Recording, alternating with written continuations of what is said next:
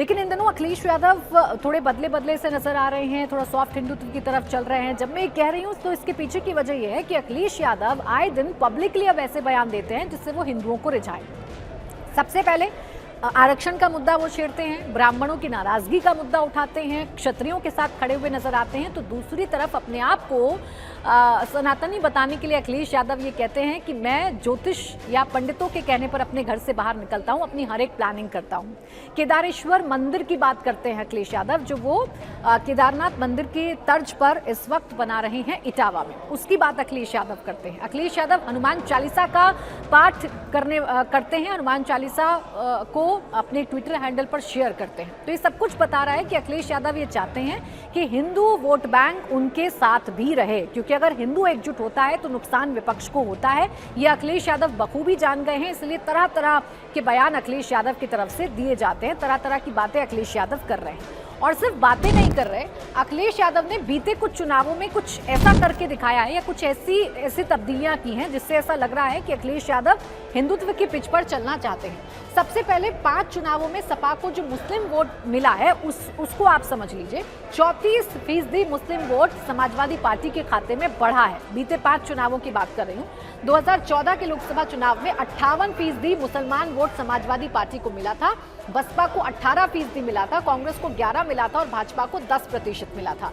2017 के विधानसभा चुनाव में थोड़ा सा गिरावट आई थी मुसलमान वोट बैंक में, 40% वोट जो है वो समाजवादी पार्टी को मिला था, बसपा को 1% का इजाफा हुआ था, 19% मिला था और भाजपा को 7% वोट मिला था। जबकि 2019 के लोकसभा चुनाव की बात करें तो समाजवादी पार्टी और बसपा क्योंकि एक साथ चुनाव लड़ रहे थे तो 73% इनको दोनों को वोट मिला था और कांग्रेस को 14% वोट मिला था, भाजपा को 8% मिला था। 2022 के चुनाव में भी सपा को 79% मुस्लिम वोट मिला था और भाजपा को 8% मिला था, बसपा को 6% मिला था और कांग्रेस को 3% मिला था। और इन्हीं 2022 के चुनावों में समाजवादी पार्टी ने अपनी सीटें बढ़ाई थी, 111 सीटें समाजवादी पार्टी ने जीती थी। मतलब इसका साफ है कि जब जब मुसलमानों का साथ अखिलेश यादव को मिलता है तो उनकी सीटें बढ़ती हैं। 58 से बढ़कर 79% हो गया 2022 के चुनावों में। जबकि 2024 के लोकसभा चुनाव में जिसमें 37 सीटें अखिलेश यादव ने जीती, बीजेपी के 400 पार वाले सपने को अखिलेश यादव ने डेंट किया। उस लोकसभा के चुनावों में सपा और कांग्रेस का चूंकि गठबंधन था, इंडिया अलायंस के तौर पर लड़ रहे थे, तो 92% यानी एक मुश्त वोट मिल रहा है किसको, समाजवादी पार्टी को और कांग्रेस को। 92% जो मुसलमान वोट है वो कांग्रेस और भाजपा के साथ गया था, जबकि बीजेपी कांग्रेस और समाजवादी पार्टी के साथ गया था, माफ कीजिएगा, और भाजपा को सिर्फ 6% वोट मिला था।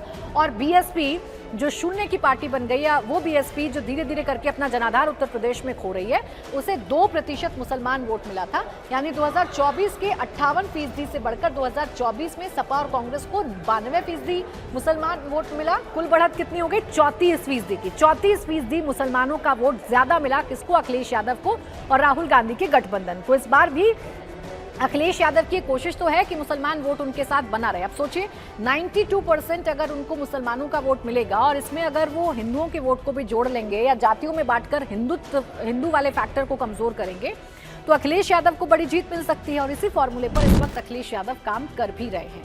लेकिन अब यहाँ एंट्री होती है उस मुद्दे की जिसे असदुद्दीन ओवैसी बड़ा चाव से उठाते हैं। ओवैसी की अगर बात करें तो 7 ऐसी सीट रही थी 2022 के मुकाबले में जहां समाजवादी पार्टी को हार का सामना करना पड़ा ओवैसी फैक्टर की वजह से, क्योंकि वोट बट गए। ओवैसी जहां जहां उतरते हैं वहां वहां वो मुस्लिम प्रतिनिधित्व की बात करते हैं। और बिहार चुनाव में बड़ा फेमस उनका डायलॉग रहा था कि मुसलमान सिर्फ दरी बिछाने के लिए नहीं है, जितनी आबादी है मुसलमानों की उतना प्रतिनिधित्व मुसलमानों को नहीं दिया जाता। और इस मुद्दे को वैसे फिर उठाएंगे, क्यों उठाएंगे, आंकड़े बता रहे हैं। 2014 के लोकसभा चुनाव में 78 उम्मीदवार उतारे थे समाजवादी पार्टी ने, जिसमें से कुल 13 उम्मीदवार उन्होंने उतारे थे मुसलमान। ये कितना है, 16.7%। 2017 में 311 टोटल उम्मीदवार उतारे थे 403 सीटों पर समाजवादी पार्टी ने, और सिर्फ 60 मुसलमानों को उन्होंने टिकट दिया था। ये कुल टिकट का हो गया 19%। अब 2019 के लोकसभा चुनाव में आ जाइए। 2019 के लोकसभा चुनाव में 37 पर लड़ी थी समाजवादी पार्टी, कुल 8 जो टिकट है मुसलमानों को वो दिए थे किसने? समाजवादी पार्टी ने। 2022 में 347 पर लड़ती है और 64 टिकट देती है, 18.4%, यानी घटकर हो गए। पहले 19 था, अब ये 18 हो गए। यहाँ पर गिरावट आई मुसलमान कैंडिडेट्स में।